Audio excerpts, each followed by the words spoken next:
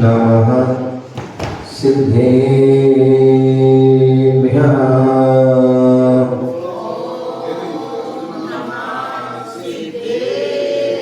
ॐ नमः सिद्धेभ्यः।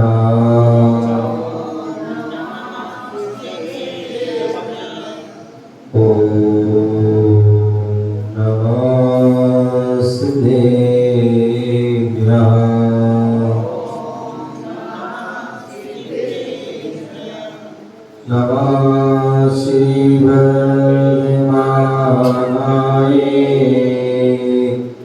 निर्गुणकरुणात्मने सालोकानां त्रिलोकानां यद्विद्यादर्पणायते दर्पणायते गुरुवान्तिनो नित्यं ज्ञाननिदर्शननायका चारुताणवन्दिरा मोक्षमार्गो भवेशिका मोक्षमार्गोपदेशिका। बोले अनंत सिद्ध परमेष्ठी भगवान की। बोले आदि प्रभु आदि ब्रह्मादिनाथ भगवान की। शीतलनाथ भगवान की। चिंतामणि पारसनाथ भगवान की। महावीर भगवान की। परम पूज्य आचार्य समंत भद्र स्वामी की। परम पूज्य आचार्य भगवान गुरुदेव विराट सगरी महाविराज की। अहिंसामय विश्व धर्म की। सफेद शिखर की। उपाध्याय श्री विशोक सागर जी महाराज की। मुनि श्री विनोद सागर जी महाराज की। प्यारे बंधु, आज हम सभी पुनः भारत की राजधानी दिल्ली बुद्ध विहार महावीर जिनालय में बैठे हैं। भगवान का दिव्य सम्मोहन लगा हुआ है और जो भगवान की वाणी खिली वही वाणी जिनवाणी के रूप में प्राप्त है। उसी जिनवाणी का हम रसपान कर रहे हैं। यहाँ पर आचार्य समंत भद्र स्वामी रत्नकर्ण श्रावकाचार्य ग्रंथ के माध्यम से श्रावकों का आचरण का वर्णन कर रहे हैं। यहाँ पर चतुर्थ अध्याय चल रहा है और चतुर्थ अध्याय में जो तीन अणुव्रत, तीन जो है गुणव्रत होते हैं, जो अणुव्रतों की वृद्धि करते हैं, ऐसे उन गुणव्रतों का वर्णन चल रहा है। पहला गुणव्रत दिग्व्रत, दूसरा जो है अनंत व्रत और अनंत दंड में जो है 5 उसके जो है भेद यहाँ पर बताए गए थे। उनके बारे में साविस्तार उसको जाना। अब जो है यहाँ पर तीसरा जो गुण व्रत प्रारंभ होता है और वह तीसरा गुण व्रत है भोग परिमाण व्रत। और भोग परिमाण व्रत के क्या विशेषता है, क्या लक्षण है, क्या उसकी परिभाषा है, तो उसके लिए यह बता रहा है 82वां श्लोक के माध्यम से है उसका लक्षण बता रहे हैं। अक्षार्थानां परिसंख्यानम् अक्षार्थानां परिसंख्यानम् अक्षार्थानां परिसंख्यानम् अक्षार्थानां परिसंख्यानम् भोगोपभोग परिमाणम्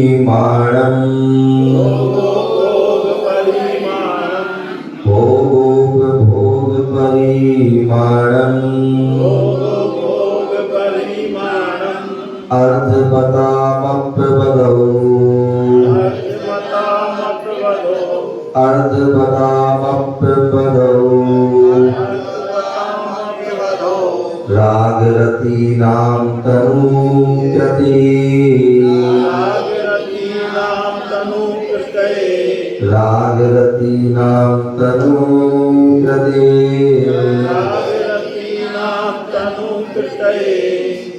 एक साथ अक्षार्थानां परिसंख्यानम् भोग परिमाणम् अर्थवतामप्यवदो रागरतीनां तनूकृते।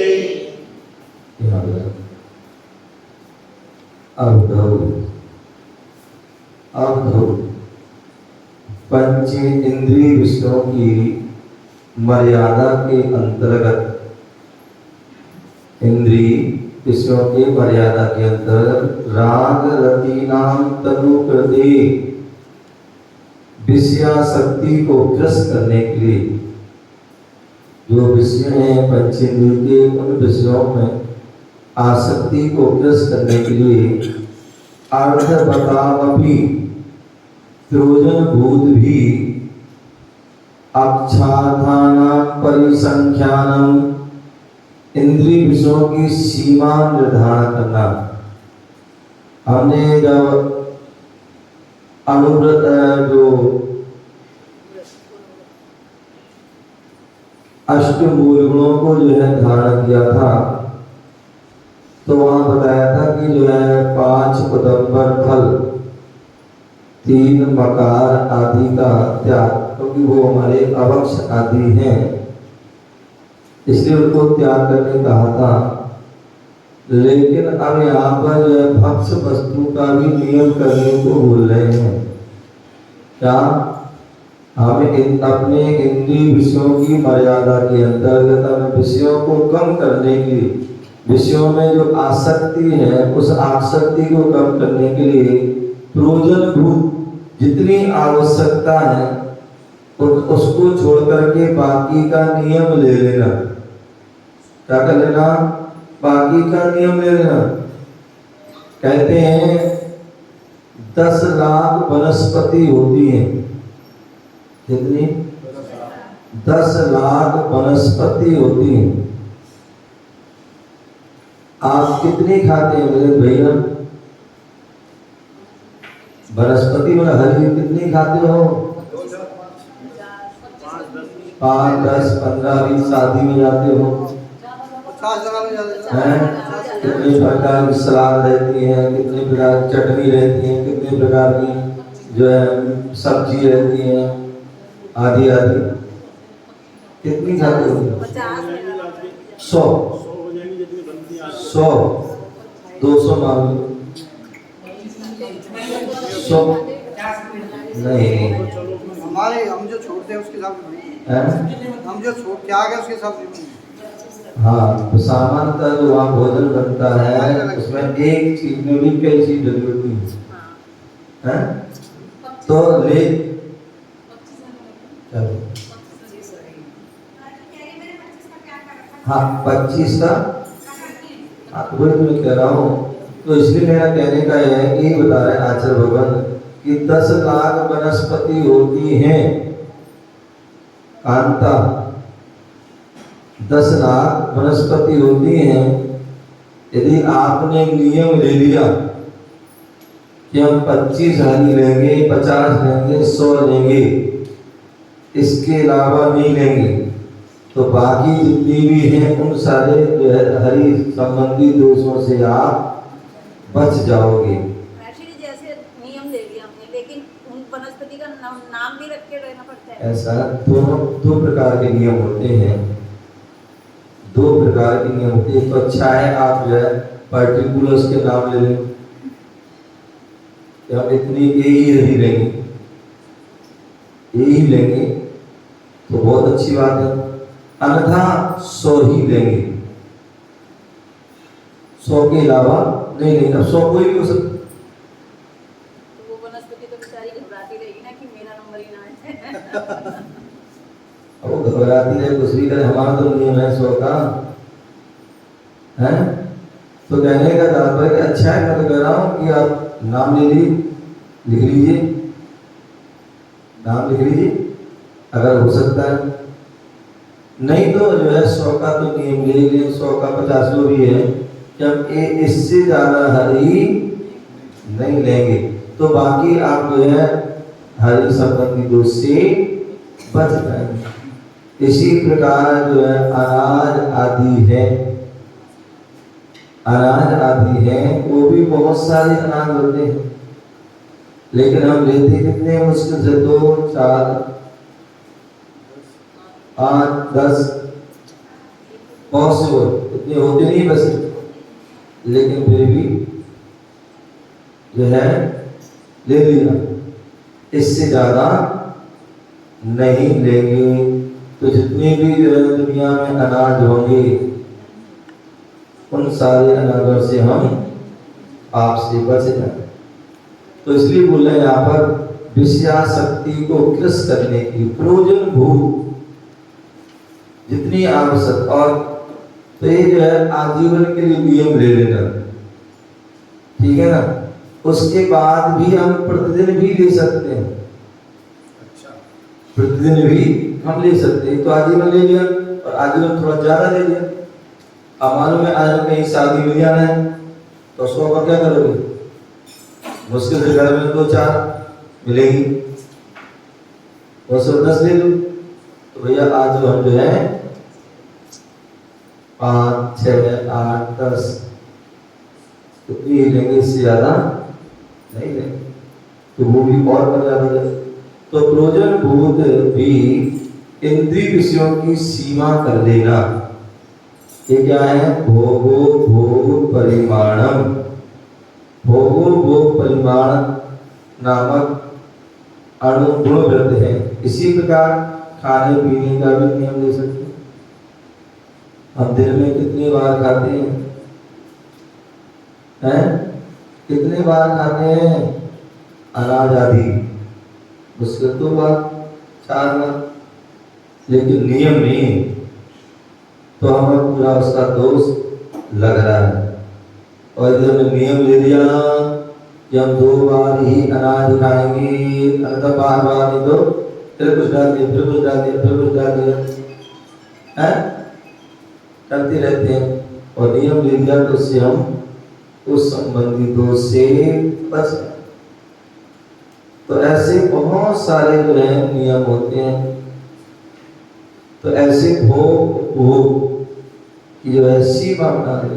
मैंने एक दिन बताया था कि भोग किसे कहते हैं, जो एक बार भोगा जाए उसे भोग कहते हैं, जो बार बार भोगा जाए उसे भोग कहते हैं।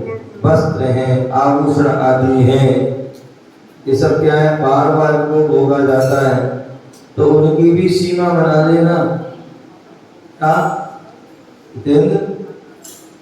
सीमा बना लेना, कितने जोड़ी कपड़े रखेंगे,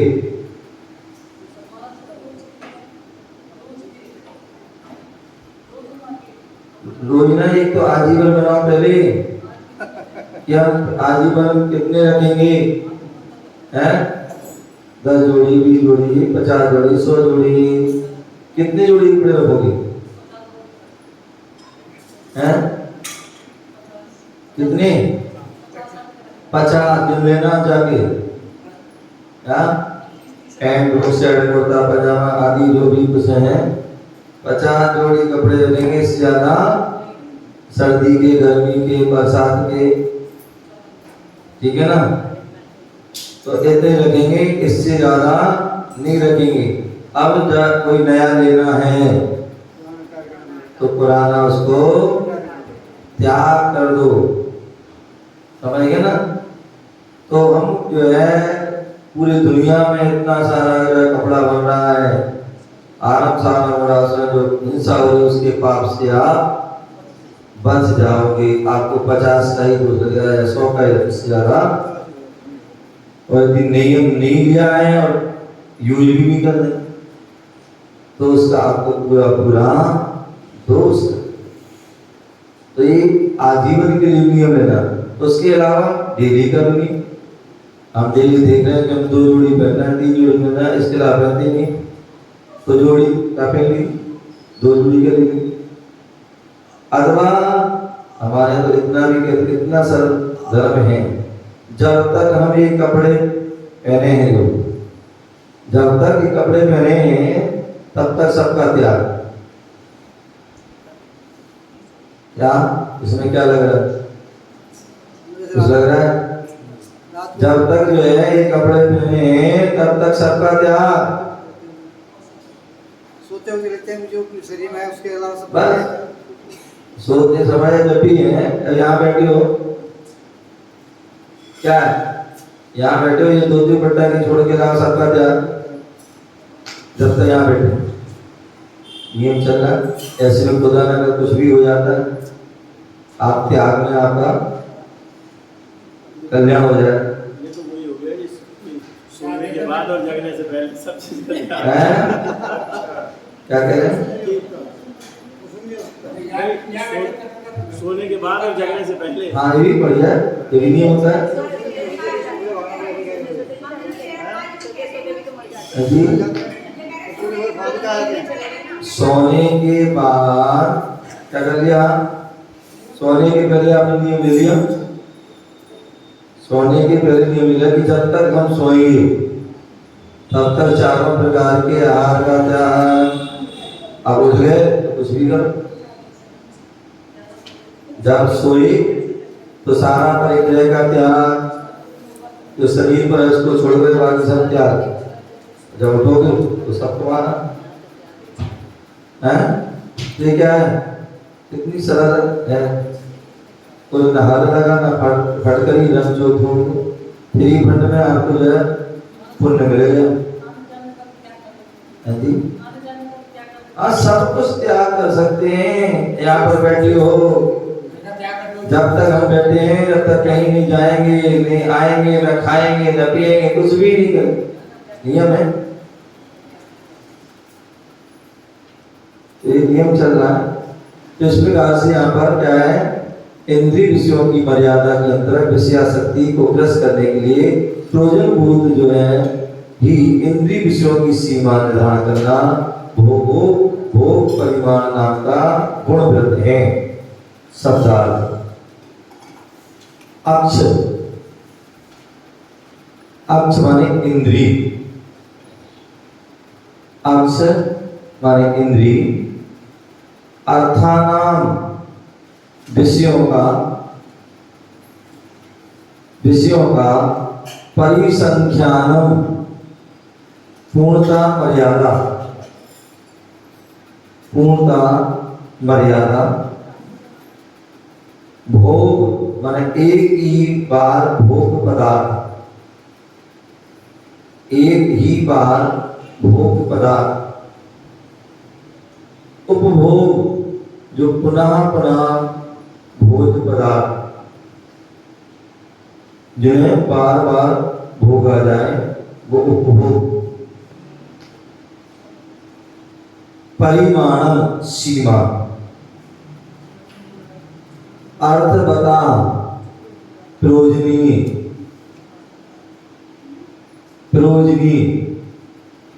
अपि माने भी, अवधि माने मर्यादा, राग माने वासना,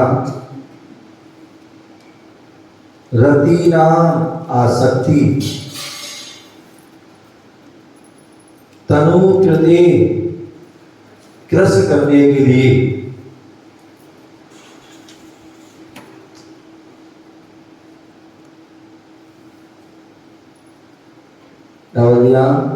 जो आसक्ति को कम करने के लिए, जो इंद्रिय विषयों की पूर्णता मर्यादा करना, जो एक बार भोगा जाए उनकी भी मर्यादा करना है, और जो बार बार भोगा जाए उनकी भी मर्यादा। कौन से, जो प्रयोजन भूत पदार्थ हैं। अभी पहले हमने अप्रयोजन को नियम ये थे, अब यहाँ पर प्रयोजन भूत हमारे डेली आदि जो है यूज आने वाली चीजें हैं, उनमें भी आसक्ति कम करने के लिए क्या करना, वस्तु का त्याग करना। मान लीजिए आपको जो है मीठे पर आसक्ति है तो बीच बीच में मीठा छोड़ते रहना। आपको दूध संबंधी सामग्री से आसक्ति है, उसमें बीच बीच में छोड़ते रहना। नमक पर आसक्ति है तो नमक भी बीच बीच में छोड़ते रहना चाहिए। घी में आसक्ति है, तेल में आसक्ति है, खटाई में आसक्ति है, आदि जिसमें भी आसक्ति, हरी में आसक्ति है तो उसको भी बीच बीच में छोड़ते रहिए। तो वही वास्तविकता में क्या है, भोगो भोग परिमाण व्रत है। विशेषार्थ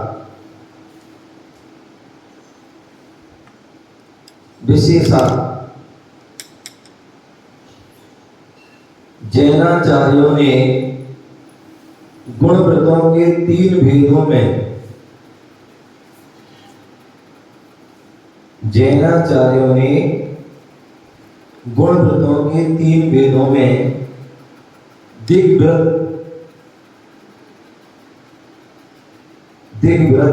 अनर्दंड व्रत, भोग,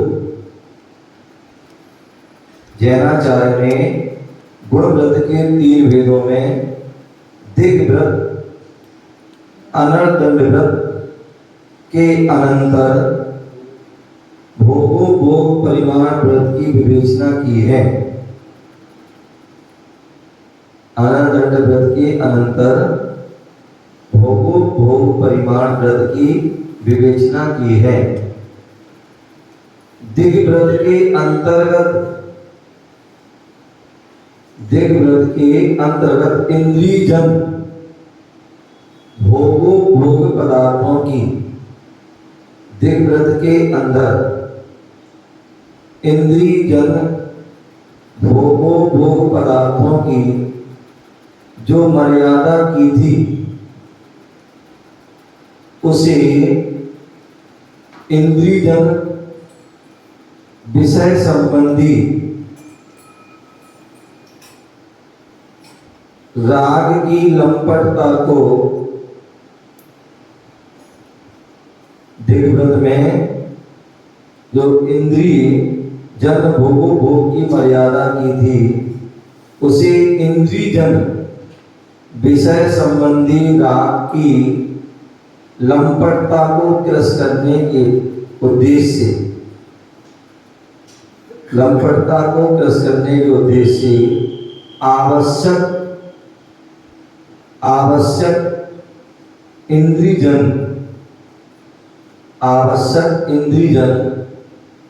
भोगो भोग की मर्यादा को,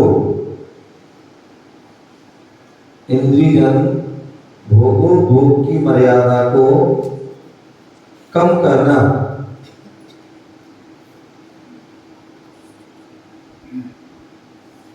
आवश्यक इंद्रियजन भोगो भोग की मर्यादा को कम करना भोगो भोग परिमाण नाम का, भोगो भोग परिमाण नाम का तृतीय गुण व्रत है। आवश्यक इंद्रियजन भोगो भोग की मर्यादा को कम करना भोगो भोग परिमाण नाम का तृतीय गुण व्रत है। इस व्रत के परिपालन से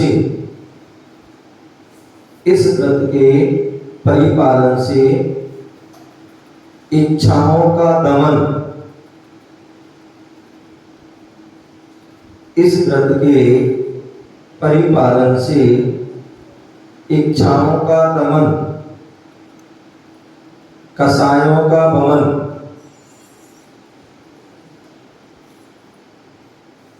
इंद्रियों का दमन और कसायों का वमन और इंद्रियासक्त समन, जो हमारी इच्छा है वो क्या होगा, इस व्रत से दमन हो जाएंगी। अन्यथा हमारी इच्छाएं क्या होती है, हर समय बढ़ती चली जाती है। आज ये, कल हो, परसों हो, नरसों हो, आदि आदि इच्छा कभी पूरी नहीं होती, कमी नहीं होती। इच्छा की खाई खूब भरी पर रिक्त रही, रिक्त कितना भी भर दे, कितनी पूर्ति कर दे, 99 है उसको भोग नहीं करेंगे। अथवा 100 कैसे हो, 100 हो गए, 1000 कैसे हो, 1000 हो गए, 10,000 कैसे हो, लाख, 10 लाख, करोड़, 10 करोड़, अरब, खरब आदि आदि बढ़ते जाओ, कोई सीमा नहीं। तो इसलिए क्या हुआ, बोले यदि हमने नियम ले लिया भोगों तो इंद्रियों का क्या होगा, दमन, इच्छाओं का दमन हो जाएगा। फिर हमारी इच्छाएं तो सीमित हो जाएंगी। नियम ले लिया होना चाहिए नहीं तो अब कोई मतलब नहीं, और जब नियम नहीं है तो फिर तो कुछ सारा कुछ मिल जाए, दुनिया की सारी चीज मिल जाए फिर भी कम है। तो इसलिए इच्छाओं का दमन, और जब इच्छाओं का दमन हो जाए कसाई कब बढ़ती है, कसाई कब आती है, जब इच्छा की पूर्ति ना हो। मान लीजिए आपको कुछ खाना था और नहीं बना हो, क्या होगा, गुस्सा आ जाएगा, क्या ये जो इच्छा थी वो पूरी नहीं हुई तो कैसा है। आप बोल के गए थे कि हमारे कपड़े तैयार रखना, वो कपड़े तैयार नहीं हुए, प्रेस नहीं हुई, धुले नहीं, निकाल कर नहीं रखी, तो क्या हो जाएगा, गुस्सा आ जाएगा। क्या हो जाएगा, गुस्सा आ जाएगा।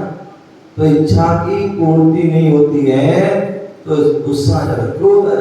और जब इच्छा का ही दमन कर दिया तो कसाय का भी दमन। अब कसाय क्यों आएगी, आपको इच्छा ही जो मिल गया सो ठीक है, मिल गया सो ठीक है, नहीं मिला सो ठीक है।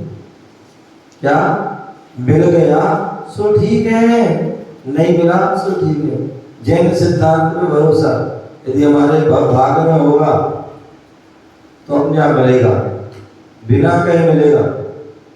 और अगर एक भाग में नहीं है तो तुम कितनी बार कह दियो हैं, ये होती ना महिला पूछ लेंगे क्या बनाया, क्या बनाया, क्या बनाया, तो मिलना वही है जो ने बनाना है।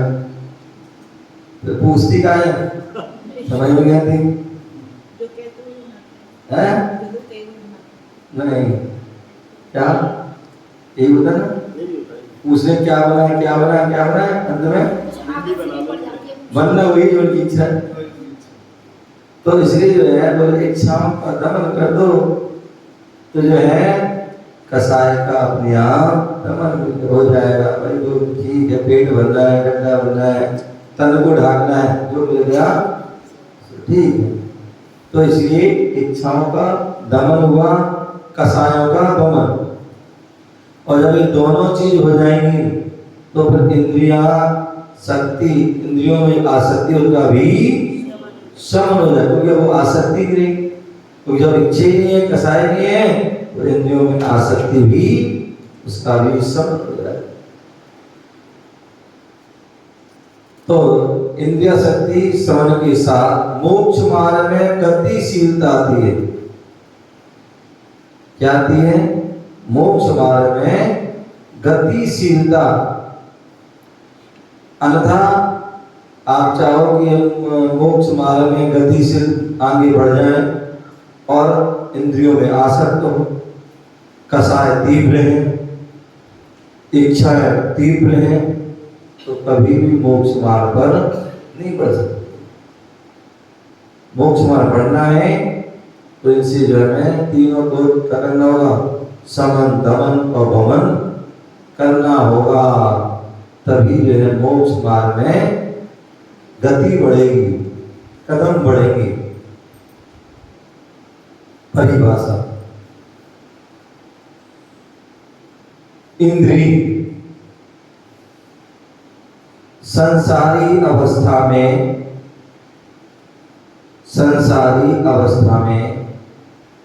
इन आत्मा के लिंग को इंद्री कहते हैं। संसारी अवस्था में आत्मा की लिंग को इंद्री कहते हैं। अपने अपने कार्य में पूर्ण स्वतंत्रता प्राप्त होने के कारण, अपने अपने कार्य में पूर्ण स्वतंत्रता होने के कारण स्पर्श, रसना, घ्राण, चक्षु, कर्ण को इंद्री कहते हैं। अपने अपने कार्य में पूर्ण स्वतंत्रता होने को के कारण को पूर्ण स्वतंत्रता प्राप्त होने के कारण स्पर्शन, रसना, घ्राण, चक्षु, कर्ण को इंद्री कहते हैं। तो 5 इंद्रियां हैं। उन 5 इंद्रियों की जो है अपने अपने कार्य उसमें स्वतंत्र हैं। स्पर्श इंद्री अपना कार्य करती है, रसना इंद्री अपना कार्य, रसना का कार्य स्पर्श नहीं कर सकती, स्पर्श का कार्य रसना नहीं कर सकती, घ्राण का कार्य रसना नहीं कर सकती, रसना का कार्य घ्राण नहीं कर सकती। चक्षु जो है उसका जो कार्य है वर्ण आदि, वो उसका वही कार्य है, उसका जो स्पर्श, रसना, घ्राण आदि नहीं कर सकते, ना ही कर्ण कर सकते हैं। कर्ण का जो कार्य है सुनना, वह जो है वो कान ही कर सकते हैं। चक्षु, घ्राण, रसना, स्पर्श आदि नहीं कर सकते। तो इसलिए अपने अपने कार्य में पूर्ण स्वतंत्रता प्राप्त होने के कारण स्पर्श, रसना, घ्राण, चक्षु, कर्ण को इंद्री कहते हैं। अब स्पर्श का क्या नाम है? स्पर्श किसे कहते हैं? हल्का, भारी, हल्का, भारी, कठोर, कोमल, हल्का, भारी, कोमल, कठोर, शीत, उष्ण, शीत, उष्ण, स्निग्ध रूप से। हल्का, भारी, कोमल, कठोर, शीत, उष्ण, स्निग्ध और रूप से। इन 8 प्रकार के पदार्थों को, इन 8 प्रकार के पदार्थों को स्पर्श कर जानने वाली, स्पर्श कर जानने वाली इंद्री को स्पर्श इंद्री कहते हैं। जिसको छूने से, क्या जिसको छूने से मालूम पड़ता है क्या हल्का है, क्या भारी है, क्या कोमल है, क्या कठोर है, क्या ठंडा है, क्या गर्म है, क्या चिकना है और क्या रूखा है। तो 8 प्रकार के पदार्थों को स्पर्श कर जानने वाली, स्पर्श करके जानने वाली इंद्री को क्या कहते हैं? स्पर्श इंद्री कहते हैं। रसना इंद्री, रसना इंद्री मतलब जिह्वा, जिससे क्या मालूम होता है? खट्टा, मीठा, कड़वा, कसाया, चिरपरा। क्या? खट्टा, मीठा, कड़वा, कसाया, चरपरा आदि पदार्थ का चख कर, इसे चख कर जानने वाली इंद्री को रसना कहते हैं।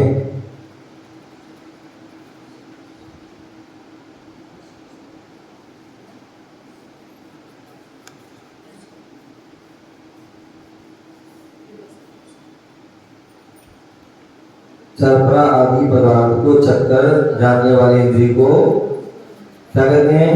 रसना इंद्री। घ्राण इंद्री सुगंध दुर्गंध को सूंघकर,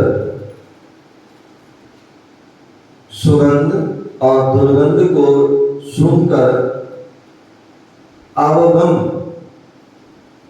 करने वाली अवगम करने वाली इंद्री को अवगम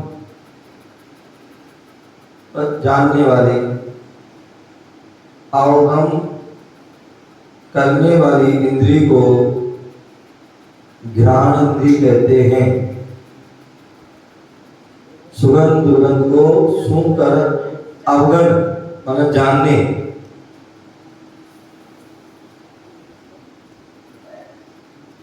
करने वाली इंद्री को घ्राण इंद्री कहते हैं। चक्षु इंद्री, चक्षु इंद्री काला, पीला, काला, पीला, नीला, लाल, सफेद,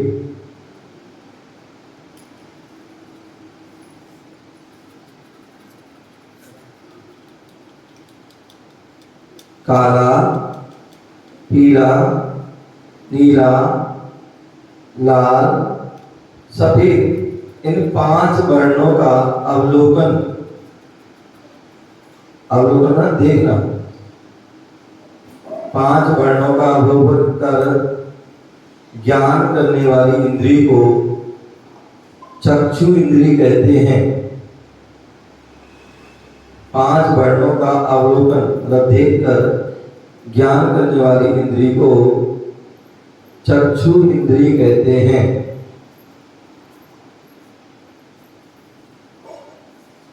कर्ण इंद्री, कर्ण इंद्री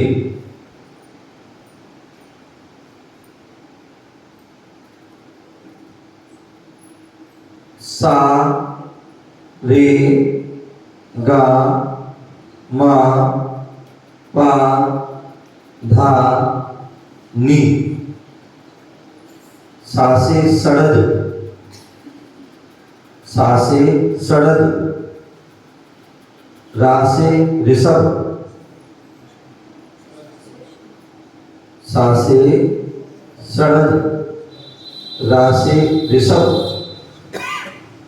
गा से गंधार, गा से गंधार, मा से मध्यम, मा से मध्यम, पा से पंचम, धा से धैवत, धा से धैवत और ना से निषाद। जो 7 स्वर हैं सड़द, ऋषभ, गंधार, मध्यम, पंचम, धैवत और निषाद, इन 7 स्वरों को, इन 7 स्वरों को श्रवण कर, श्रवण कर सुनकर, 7 स्वरों को श्रवण कर ज्ञान करने वाली इंद्री को कर्ण इंद्री कहते हैं। इन 7 स्वरों को श्रवण कर सुनकर ज्ञान करने वाली इंद्री को कर्ण इंद्री कहते हैं। भोगो भोग परिमाण रस से क्या लाभ है?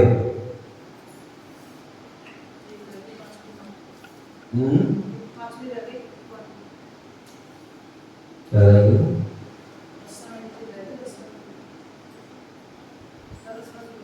तो आई कितने में ज्यादा है? वो तो गए 5 स्पर्शन, रसना, घ्राण, चक्षु, कर्ण, वो तो गए। भोगो भोग परिमाण रस से क्या लाभ है? भोगो भोग परिमाण व्रत का परिपालन करने से, भोगो भोग परिमाण व्रत का परिपालन करने से इच्छाओं के निरोध, इच्छाओं के निरोध पूर्वक धर्म ध्यान में प्रवृत्ति होती है। इच्छाओं के निरोध पूर्वक धर्म ध्यान में प्रवृत्ति होती है।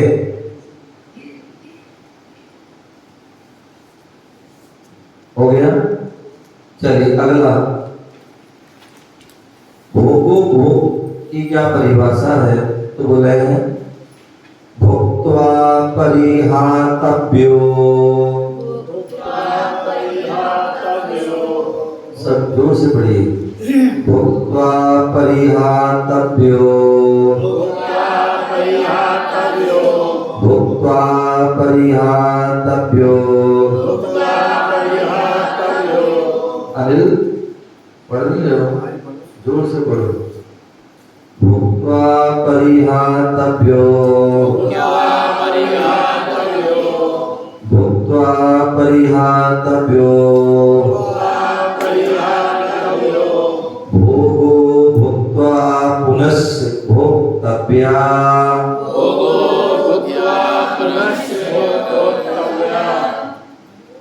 भोगो भुक्त्वा पुनस्य भोक्तव्या।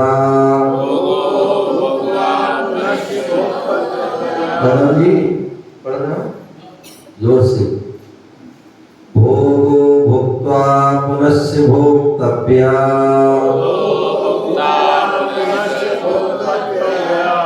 भोगो उपभोगो सन बसन,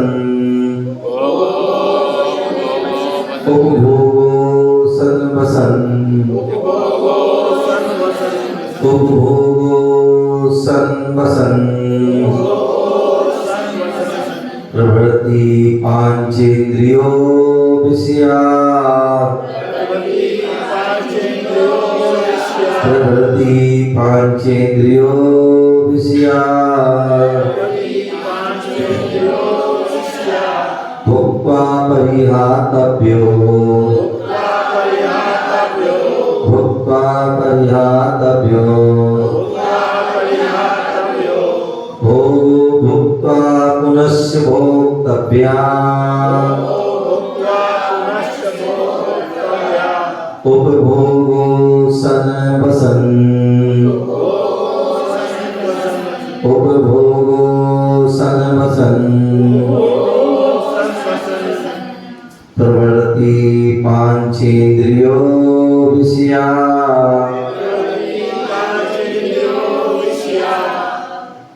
तो यहाँ बोल रहे हैं एक बार भी एक साथ सभी लोग।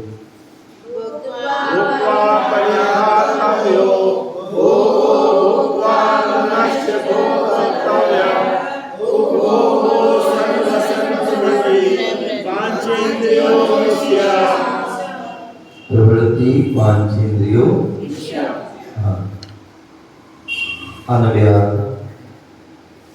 असन बसन प्रवृत्ति। असन माने भोजन, बसन माने वस्त्रादि। पांचेंद्रिय विषय, पंचेंद्रिय संबंधी जो विषय। भोक्त्वा परिहातव्यो, भोग कर छोड़ दिए गए हैं। भोगाचा, वह भोग हैं और जो भोक्त्वा पुनश्च भोक्तव्या, भोग कर फिर से भोगने योग्य हैं। उपभोगा, वह उपभोग है। क्या बोल दिया? भोजन और वस्त्र आदि जो पंचेंद्रिय के विषय हैं, जो भोग कर छोड़ दिए गए। क्या कर दिए? भोग कर जो छोड़ दिए हैं, भोजन पानी लेप आदि जो भी हैं, क्या कर दिए? भोग करके जो है छोड़ दिए गए हैं, उनको भोग कहते हैं। और जो भोग कर फिर से भोगने योग्य हैं, वस्त्र आभूषण आदि जो भोग कर फिर से भोगने योग्य हैं, वह क्या है? उपभोग हैं। शब्दार्थ भुक्त्वा, भोग कर, परिहातव्या, छोड़ने योग्य। भोग, भोगा माने भोग है। पुनश्च बार बार, भोक्तव्या भोगने योग्य, उपभोगा उपभोग है। क्या बोल दिया? भोग कर छोड़ने योग्य भोग है, और जो बार बार भोगने योग्य है वो उपभोग। असन भोजन, ये क्या है? भोग करके छोड़ दो। और वस्त्र जो क्या है? भोग करके पुनः होना। प्रवृत्ति आदि पांचेंद्रियों स्पर्श रसना घ्राण चक्षु कर्ण विषय पदार्थ, एक क्या है? सब पंचेंद्रिय के विषय, और भोग भी और उपभोग भी। तो इस प्रकार से इसको जानना। विशेषार्थ,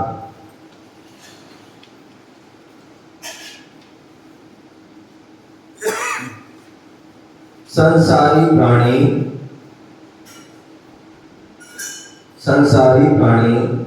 लोभ लालच, संसारी प्राणी लोभ लालच एवं विषय कषाय के वशीभूत होकर, संसारी प्राणी लोभ लालच एवं विषय कषाय के वशीभूत होकर अहर्निश,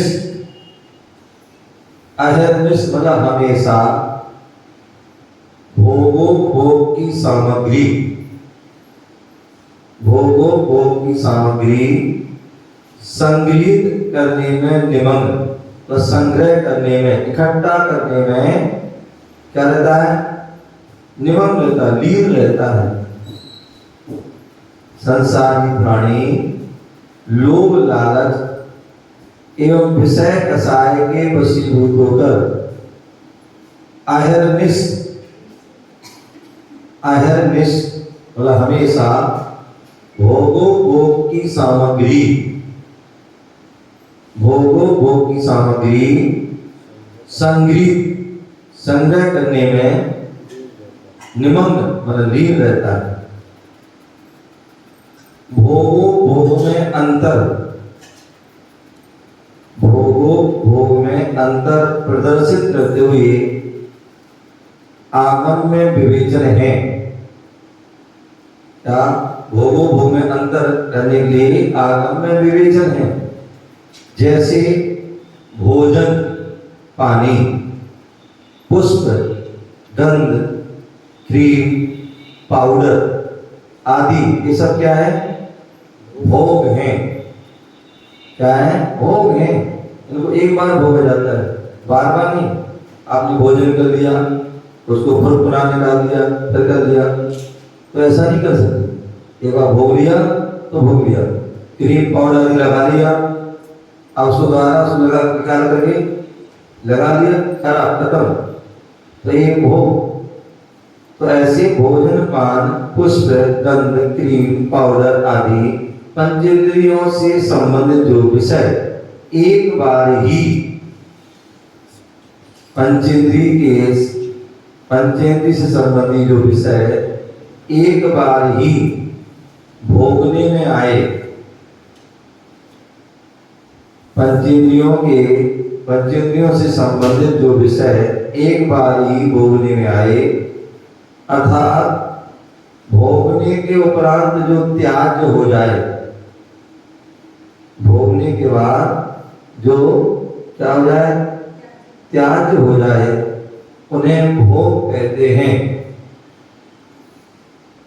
उन्हें भोग कहते हैं। जो बार बार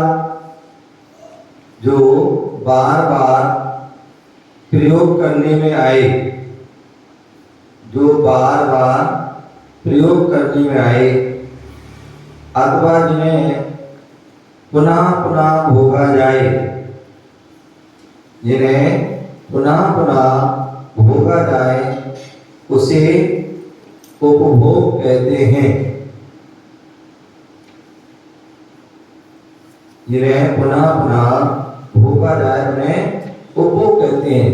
जैसे मकान, वस्त्र, आभूषण, वाहन आदि जो पदार्थ वह क्या है?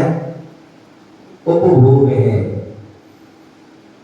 मकान, वस्त्र, आभूषण, वाहन आदि जो पदार्थ हैं वो उपभोग हैं। ज्ञानी जीव इंद्रियजन, ज्ञानी जीव इंद्रियजन भोग से बचते हुए आदमी, भोग से बचते हुए आदमी भोग में तन्मय रहने का प्रयत्न करता है। क्या बोले? इंद्रियजन भोगों से बचते हैं। ज्ञानी जीव क्या करते हैं? इंद्रियजन भोगों से बचते हैं और आदमी भोगों में, आदमी भोग क्या है? ज्ञान, दर्शन, सुख, पीर, उसमें क्या कहते हैं? आदमी भोग में तन्मय रहने का प्रयत्न करता है। तो दो प्रकार के भोग है, एक इंद्रिय भोग, उनसे तो बचता है, और आदमी भोगों में तन्मय रहने का प्रयत्न करता है। परिभाषा: भोग एक बार सेवन करने योग्य पदार्थों के उपभोग को भोग कहते हैं। एक बार सेवन करने योग्य पदार्थों के उपयोग को भोग कहते हैं। एक बार सेवन करने योग्य पदार्थों के उपयोग को क्या कहते हैं? भोग। दूसरा उपभोग, पुनः पुनः उपयोग में आने वाले, पुनः पुनः उपयोग में आने वाले पदार्थों का सेवन करने को उपभोग कहते हैं। पुनः पुनः उपयोग में आने वाले पदार्थों का सेवन करने को उपभोग कहते हैं।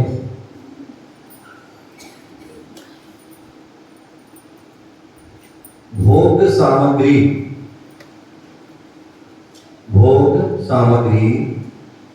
दूध, दही, घी, जल, रस, मेवा। दूध, दही, घी, जल, रस, मेवा, मिष्ठान, फल, भोजन, पुष्प आहार, क्रीम पाउडर आदि को भोग सामग्री कहते हैं। दूध, दही, घी, जल, रस, मेवा, मिष्ठान, फल, भोजन, पुष्पाहार, क्रीम पाउडर आदि को भोग सामग्री कहते हैं। उपभोग सामग्री, पुष्पहार जानते हैं? माला, और क्या कह रहा हूं? पुष्पहार, पुष्पों के हार, क्रीम पाउडर आदि, ये क्या है? भोग सामग्री, भोग सामग्री कहते हैं। उपभोग सामग्री, मकान, दुकान, वस्त्र, आभूषण, वाहन, घड़ी, जूते, चप्पल आदि को मकान, दुकान, वस्त्र, आभूषण, वाहन, घड़ी, जूते, चप्पल आदि को उपभोग सामग्री कहते हैं।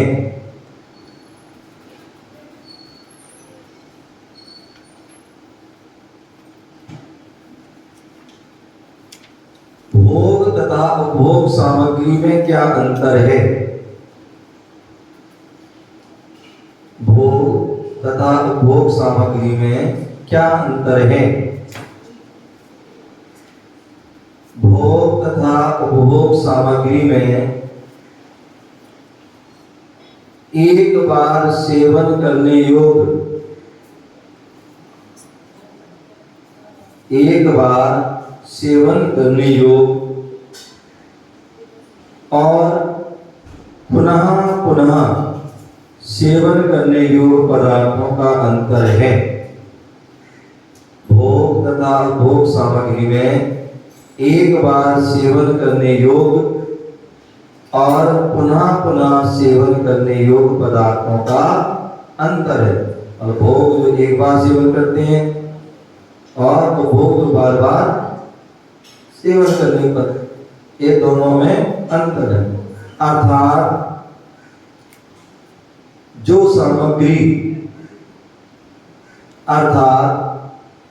सामग्री एक बार प्रयोग में आती है वह भोग सामग्री, और जो बार बार प्रयोग में आती है उसे उपभोग सामग्री कहते हैं। जो एक बार प्रयोग में आती है उसे भोग, और जो बार बार प्रयोग में आती है उसे उपभोग सामग्री कहते हैं। इस प्रकार से यहाँ पर भोग के बारे में कहा गया। आगे जो है इसी के अंतर्गत जो मकार त्रय जो है मध्य मास मधुवादी हैं, उनके बारे में आगे कहेंगे। क्या पक्ष है क्या अवक्ष है, इनके बारे में भी कहेंगे। ओम नमः शिवाय। जय बोलो महावीर भगवान की।